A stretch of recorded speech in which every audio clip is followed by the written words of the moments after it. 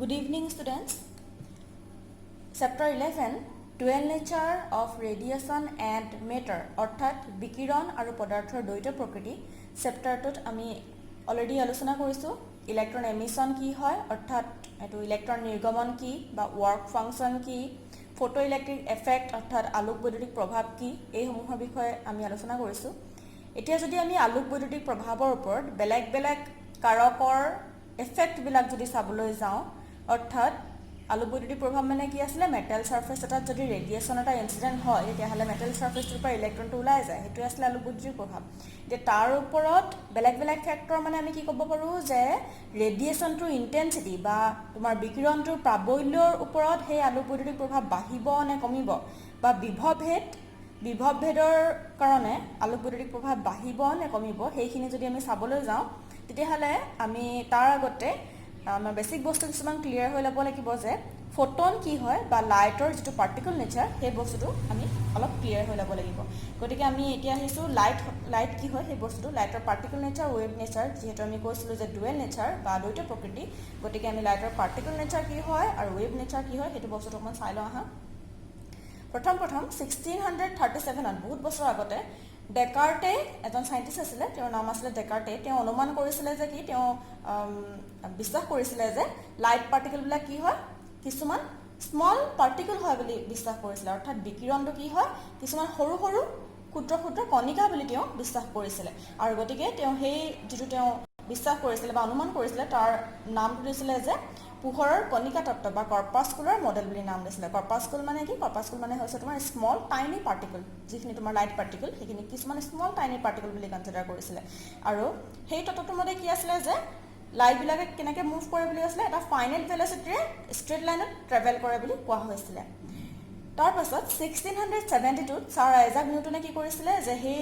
যেটো কৰ্পাস্কুল মডেল আছিল বা কৰ্পাস্কুল থিওৰি আছিল সেই থিওৰিটো ইলাবৰেটলি এক্সপ্লেইন কৰিছিল কাৰণ এতিয়া যদি আমি কওঁ যে কৰ্পাস্কুলাৰ মডেলৰ নাম যদি কোৱা হয় তেতিয়াহলে আমি কি কম ডেকাৰ্টৰ নাম নাহে তেতিয়াহলে কৰ্পাস্কুলাৰ থিওৰিৰ কথা যদি কোৱা হয় তেতিয়াহলে আমি নিউটন বুলি আমি কম যেহেতু নিউটনে সেই বস্তুটো সেই থিওৰিটো এক্সপ্লেইন কৰিছিল ভালদৰে এক্সপ্লেইন কৰিছিল তাৰ পাছত আহিলে এতিয়া তেওঁ কি বুলি ক'লে যে ডেকাৰ্টে আৰু নিউটনে কি বুলি ক'লে যে লাইটটো বা ৰেডিয়েশনটো কি বুলি ক'লে পাৰ্টিকল বুলি ক'লে হয় না কৰ্পাস্কুল বুলি কৈছিলে পাৰ্টিকল বুলি কৈছিলে গতিকে সেই মতে আমি কি বুলি পালো যে লাইটটো কি হয় এটা লাইটৰ আমি পাৰ্টিকল নেচাৰটো ইয়াত আমি পাই গলো বা কণিকা যেটো প্ৰকৃতি হয় সেইটো আমি ইয়াত পালো কিন্তু এই কণিকা প্ৰকৃতিয়ে এই মডেলটোৱে কিছুমান ফিনমেনা বা কিছুমান পৰিঘটনা এক্সপ্লেইন কৰিব পৰা নাছিলে যিদৰে আমি ক'ব পাৰো যে ইন্টাৰফাৰেন্স বা ডিফ্ৰেকশন মানে কি ধৰা এটা তোমাৰ টৰ্চৰ পৰা পোহৰ এটা ওলাই গৈছে আৰু তাৰ আগত যদি তুমি এটা বেৰিয়াৰ ৰাখি দিয়া তেতিয়া কি হয় যে টৰ্চ লাইটটো কি হয় যে পোহৰখিনি বেণ্ড হৈ যায় ধৰা তোমাৰ এটা টৰ্চ লাইট আছিল টৰ্চ লাইটটোৰ পৰা কিছুমান পোহৰ ওলাই গৈছে এনেকৈ পোহৰ ওলাই গৈছে তাত যদি তুমি এটা অবস্ট্ৰাকল ৰাখি দিয়া তেতিয়াহলে লাইটটো কি হৈ যাব তোমাৰ এই সাইডলে বেণ্ড হৈ যাব এনেকৈ তোমাৰ বেণ্ড হৈ যাব এই যে বেণ্ডিংটো যে পালো যে এই বেণ্ডিংখিনি যে পালো সেই বেণ্ডিং অফ লাইটখিনি কি হৈছিল আমি ডিফ্ৰেকশন প্যাটাৰ্ন বুলি কম সেই বস্তুখিনি তোমালোকে ওয়েভ অপটিক্সত ভালদৰে পঢ়িবলৈ পাবা সেইখিনি বস্তু এক্সপ্লেইন কৰিব পৰা নাছিলে কোনটো নেচাৰে এক্সপ্লেইন কৰিব পৰা নাছিলে পোহৰৰ সেই কৰ্পাস্কুল মডেল বা তোমাৰ যেটো আমি কণিকা তত্ত্ব বুলি ক'লো সেই মডেলটোৰ মতে বা পোহৰক যেটো আমি কণিকা বুলি কৈছো সেই কণিকা বুলি যদি আমি ধৰি লওঁ তেতিয়াহলে এই নেচাৰটো এক্সপ্লেইন কৰিব পৰা নাছিল তেনেদৰে আৰু কিছুমান নেচাৰ আছে ইন্টাৰফাৰেন্স ডিফ্ৰেকশন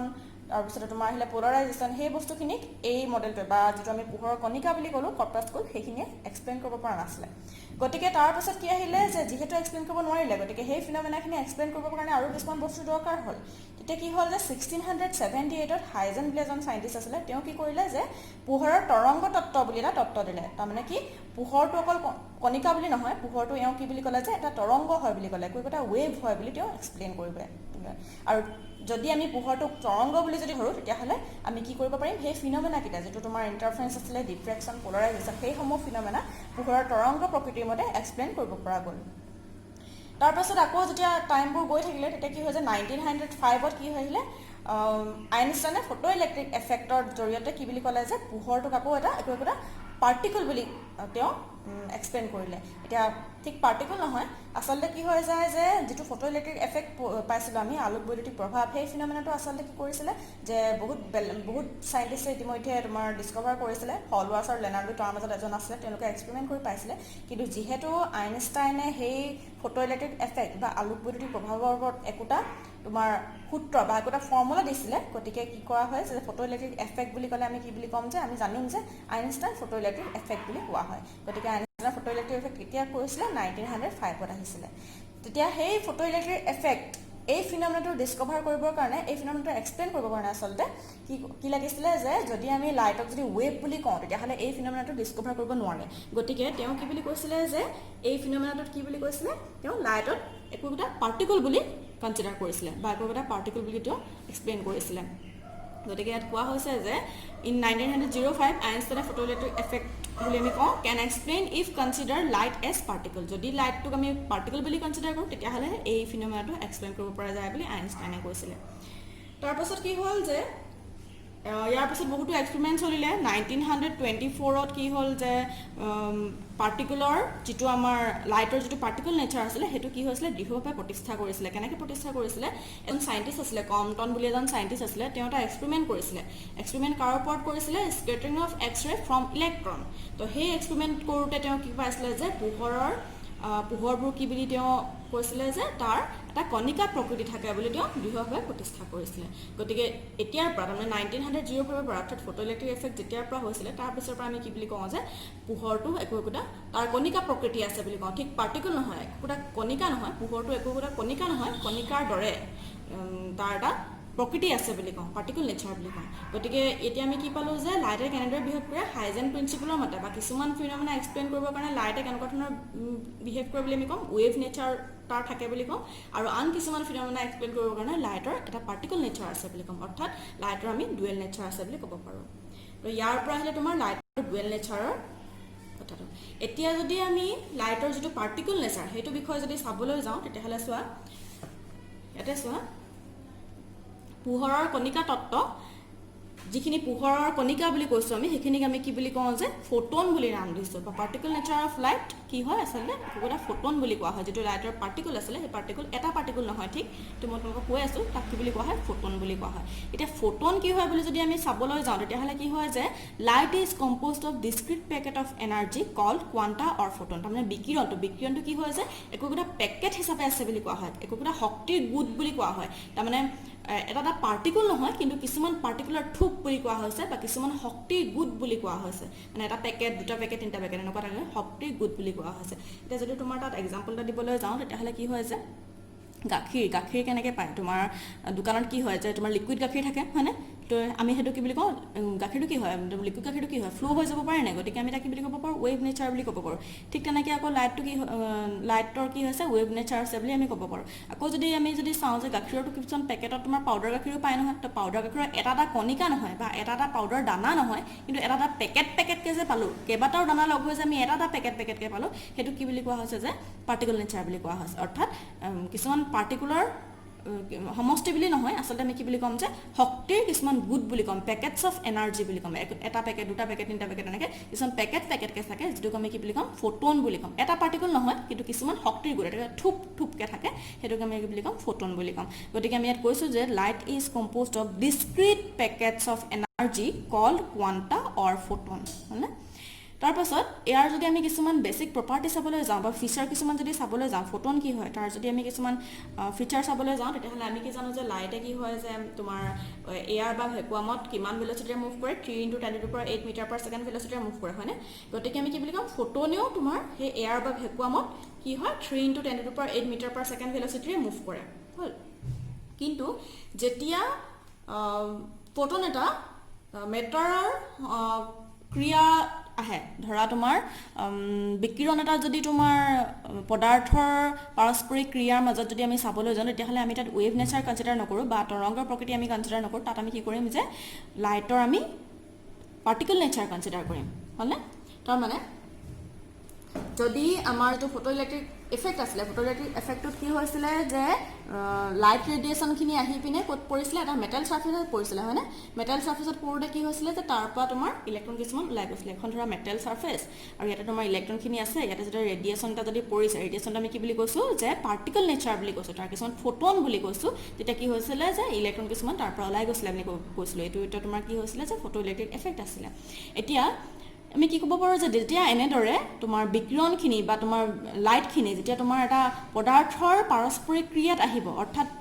এটা তোমাৰ মেটাৰৰ লগত ইণ্টাৰেকশ্যন হ'ব তেতিয়া কি হ'ব যে কণিকাবোৰে সেই পাৰ্টিকলখিনি কি কৰে যিখিনি তোমাৰ ৱেভ লাইট আছিলে বা তোমাৰ লাইটৰ বিকিৰণ আছিলে বিকিৰণখিনি কি হিচাপে এক্ট কৰিব যদি কণিকা হিচাপে আচৰণ কৰিব বা পাৰ্টিকল হিচাপে আচৰণ কৰিব বুলি আমি ক'ম আৰু তেতিয়া সেই কণিকাবোৰক কি বুলি কোৱা হয় ফটোন বুলি কোৱা হ'ব এইখিনি যে লাইটখিনি আহিছে ইহঁতক এতিয়া আমি ৱেভ বুলি নকওঁ ইহঁতক আমি কি বুলি ক'ম ফটোন কিছুমান আহিছে বুলি ক'ম হয়নে গতিকে কোৱা হৈছে যে পদাৰ্থৰ লগত পাৰস্পৰিক ক্ৰিয়াত বিকিৰণে কণিকা হিচাপে আচৰণ কৰে যেতিয়া তোমাৰ মেটাৰৰ লগত ইণ্টাৰেকশ্যন হ'ব ৰেডিয়েশ্যনৰ তেতিয়া কি হ'ব যে ৰেডিয়েশ্যনটো কি হিচাপে এক্ট কৰিব পাৰ্টিকল হিচাপে এক্ট কৰিব অৰ্থাৎ আমি তাৰ পাৰ্টিকল নেচাৰটো কনচিডাৰ কৰিম আৰু সেই পাৰ্টিকলখিনিক এতিয়া আমি কি বুলি ক'ম ফটোন বুলি ক'ম একো একোটা পেকেটছ অফ এনাৰ্জি আহিছে বুলি ক'ম আৰু যাক কি বুলি কোৱা হৈছে ফটোন বুলি কোৱা হৈছে তাৰপাছতে আহিছে এতিয়া প্ৰত্যেকটো ফটোনে একো এটা পেকেট আহিছে বুলি কৈছে এইটো এটা পেকেট এইটো এটা পেকেট এইটো এটা পেকেট এইটো এটা পেকেট এনেকৈ কিছুমান পেকেটছ অফ এনাৰ্জি আহিছে হয়নে তাৰে একো একোটা পেকেটক আমি কি বুলি ক'ম ফটোন বুলি ক'লোঁ এতিয়া প্ৰতিটো ফটোনে এইটো ফটোন ধৰা এইটো ফটোন এইটো ফটোন এইটো ফটোন এইটো ফটোন প্ৰতিটো ফটোনেৰে কিছুমান এনাৰ্জি কেৰি কৰিব আৰু ইহঁতৰ কিছুমান মোমেণ্টাম থাকিব আৰু সেই এনাৰ্জিটো কিমান বুলি যদি কোৱা হয় তেতিয়াহ'লে আমি এনাৰ্জিটো কি বুলি ক'ম H মিউ বুলি ক'ম H মানে কি যিটো তোমাৰ পাংছ কনষ্টেণ্ট আছিলে যাৰ ভেলু আছিলে 6.634 × 10⁻³ জুল ছেকেণ্ড আছিলে হয়নে তো এইটো আছিলে তোমাৰ প্লাংকছ কনষ্টেণ্ট আৰু মিউ মানে কি মিউ হৈছে তোমাৰ ফ্ৰিকুৱেঞ্চি তাৰপাছতে আৰু ই কিমান এতিয়া সেই ফটোনটোৱে মোমেণ্টাম কিমান বুলি যদি কোৱা হয় তেতিয়াহ'লে মোমেণ্টামৰ কাৰণে ফৰ্মুলা আমি কি পাম P = E/c যিটো কোৱা হৈছে কিমান বুলি কোৱা হৈছে H মিউ ডিভাইডেড বাই চি যিটো আমি E/c বুলি কোৱা নাই ই জেগাত আমি কি বহাইছোঁ H মিউটো বহাই দিছোঁ গতিকে মোমেণ্টাম কিমান কেৰি কৰে প্ৰতিটো ফটোনে মোমেণ্টাম কিমান কেৰি কৰে H মিউ/c আৰু এনাৰ্জি কিমান কেৰি কৰে বুলি যদি কওঁ তেতিয়াহ'লে আমি ক'ম যে E = H mu energy carry কৰে প্ৰতিটো ফটোনে তাৰপাছত নেক্সট আহিছে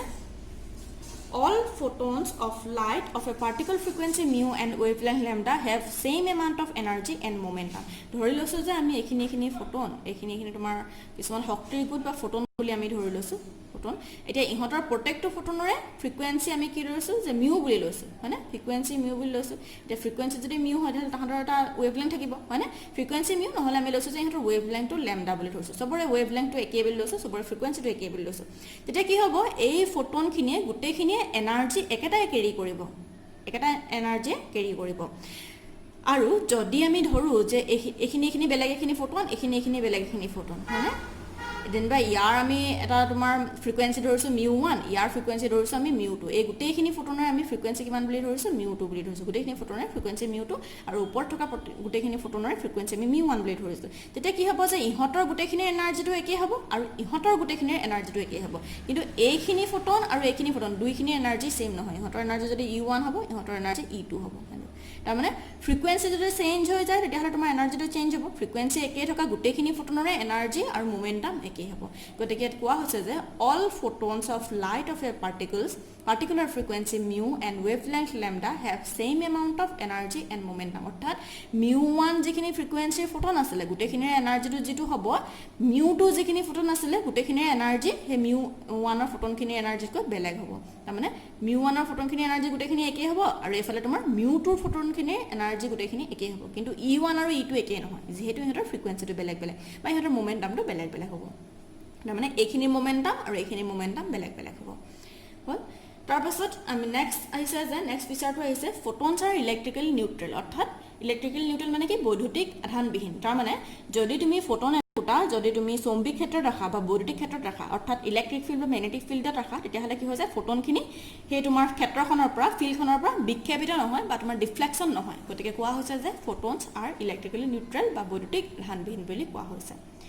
তাৰপিছত নেক্সট আহিছে in a photon electron collision total energy and momentum always conserved but the number of photons may not be conserved তাৰমানে ধৰা তোমাৰ এখন মেটেল আছিলে মেটেল সাৰফেস ইয়াত তোমাৰ ইলেক্ট্ৰন ফ্ৰী ইলেক্ট্ৰন কিছুমান আছে আৰু ইয়াত তোমাৰ কি হৈছে ৰেডিয়েশ্যনটা আহি পৰিছে হয়নে এতিয়া সেই ৰেডিয়েশ্যনটো কি বুলি ক'ম যে আমি কি বুলি ক'ম ফটোন বুলি ক'ম কিছুমান ফটোন আহিছে বুলি ক'ম হয়নে এতিয়া যেতিয়া ফটোন ইলেক্ট্ৰন কলিজন হ'ব তাৰমানে ফটোনটো আহি ইয়াত তোমাৰ ফ্ৰী ইলেক্ট্ৰন খুন্দা মাৰিলে নে কলিজনটা হ'ল এনেকুৱাটো কি বুলি ক'ম আমি ফটোন ইলেক্ট্ৰন কলিজন বুলি ক'ম তেতিয়া কি হৈছে যে বিফৰ কলিজন আৰু আফটাৰ কলিজন বিফৰ কলিজন অৰ্থাৎ সংঘৰ্ষৰ আগত আৰু সংঘৰ্ষৰ পিছত আফটাৰ কলিজন কি হ'ব যে তাহাঁতৰ মোমেণ্টাম আৰু এনাৰ্জিটো কনজাৰ্ভ হৈ থাকিব তাৰমানে বিফৰ কলিজন মোমেণ্টাম যিমান আছিলে টোটেল মোমেণ্টাম যিমান আছিলে আফটাৰ কলিজনত টোটেল মোমেণ্টাম সিমানে থাকিব বা বিফৰ কলিজন সংঘৰ্ষৰ আগত টোটেল এনাৰ্জি যিমান আছিলে মুঠ শক্তি যিমান আছিলে সংঘৰ্ষৰ পিছতো মুঠ শক্তি সিমানেই থাকিব তাৰমানে এনেকুৱা যে ধৰা ইয়াৰ যেনিবা এটা তোমাৰ কি আছিলে ইয়াৰ যেনিবা এটা এনাৰ্জি আছিলে ফটনৰ এটা এনাৰ্জি আছে হয়নে আৰু এটা মোমেন্টাম আছে বা ইলেক্ট্ৰনৰ এটা এনাৰ্জি আছে ইলেক্ট্ৰনৰ এটা মোমেন্টাম আছে এতিয়া কলিজনৰ আগত ইহঁতৰ যিমানখিনি এনাৰ্জি থাকিব কলিজনৰ পিছতো সিমানখিনিয়ে এনাৰ্জি থাকিব কিন্তু কি হ'ব পাৰে যে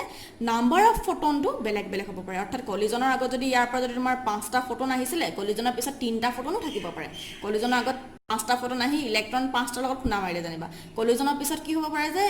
ফটন 3টা থাকিব পাৰে ইলেক্ট্ৰন 5টা থাকিব পাৰে তাৰমানে নাম্বাৰ অফ কলিজন কনজাৰ্ভ নহয় কিন্তু তাহাঁতৰ এনাৰ্জিটো ইহঁতৰ যিটো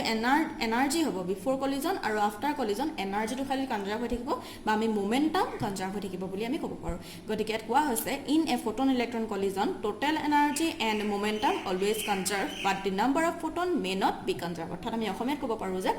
যেতিয়া কোনো কণিকাৰ লগত পদাৰ্থৰ তোমাৰ সংঘৰ্ষ হয় তেতিয়া কি হ'ব যে মুঠ শক্তি কলিজনৰ আগত সংঘৰ্ষৰ আগত আৰু সংঘৰ্ষৰ পিছত মুঠ শক্তি আৰু তাৰ ভৰবেগৰ সংৰক্ষণ হৈ থাকে কনজাৰ্ভ হৈ থকা মানে কি সংৰক্ষণ হৈ থকা হয়নে সংৰক্ষণ হৈ থাকে কিন্তু ফটনৰ সংখ্যাৰ সংৰক্ষণ নহ'ব পাৰে ইয়াত চোৱা ফটন 5টা আছিলে কিন্তু পিছত কেইটা হ'ল ফটন 3টাহে হৈ গ'ল তাৰমানে আৰু 2টা ফটন কি হ'ল সি এবজৰ্ব কৰিলা বুলি ক'ব পৰা যায় গতিকে কি হৈ যায় যে ফটনৰ সংখ্যাৰ সংৰক্ষণ নহ'ব পাৰে কিন্তু কি হৈ যায় কিছুমান সংঘৰ্ষত কি হ'ব পাৰে ফটনটো এবজৰ্ব হ'ব পাৰে বা শোষিত হ'ব পাৰে আৰু নতুবা নতুনকৈ ফটনৰ সৃষ্টিও হ'ব পাৰে বুলি আমি ক'ব পাৰোঁ photon conserve number of photons conserve নহয় বা তোমাৰ ফটনৰ সংখ্যা কনজাৰ্ভ নহয় কিন্তু এনাৰ্জি আৰু মোমেন্টাম অৰ্থাৎ শক্তি আৰু ভৰবেগ বিফৰ কলিজন আৰু আফটাৰ কলিজন কনজাৰ্ভ হৈ থাকিব বুলি ক'ব পাৰোঁ এইখিনি আছিলে তোমাৰ ফটনৰ বেচিক ফিচাৰ এইখিনি আমি জানিবলগীয়া কথা এতিয়া এই বস্তুখিনি যদি ক্লিয়াৰ হয় তেতিয়াহ'লে আমি নেক্সট তোমাৰ যিখিনি এফেক্ট আছিলে ফটো ইলেক্ট্ৰিক এফেক্টৰ ওপৰত তোমাৰ পোহৰৰ প্ৰাবল্য বা তোমাৰ ৰেডিয়েশ্যনৰ যিটো ইণ্টেনচিটি তাহাঁতৰ প্ৰভাৱটো বা বিভৱ ভেদৰ প্ৰভাৱটো কেনেকুৱা ধৰণৰ হ'ব সেই বস্তুখিনি এক্সপ্লেইন কৰিবলৈ সুবিধা হ'ব